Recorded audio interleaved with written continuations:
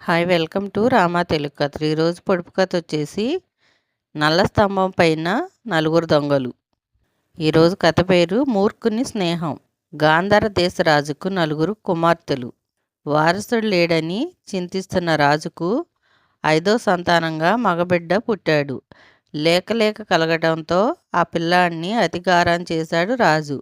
దీనివల్ల యువరాజు పెంకిగా, సోమరిపోతుగా, తెలివి తక్కువవాడిగా తయారయ్యాడు. విద్యాభ్యాసానికి పంపినా సరిగ్గా చదువుకోకుండా కాలక్షేపం చేసి వచ్చాడు. ఒకరోజు ఎవరో ఒక కోతి పిల్లను రాజుగారికి కానుకగా ఇచ్చారు. అది మాట్లాడే కోతి. దాని స్థానంలో దాన్ని ఉంచకుండా యువరాజుకు కానుకగా ఇచ్చాడు రాజు.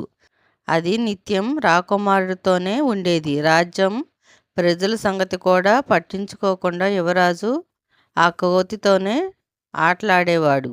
దానికి తనకొచ్చిన పనులు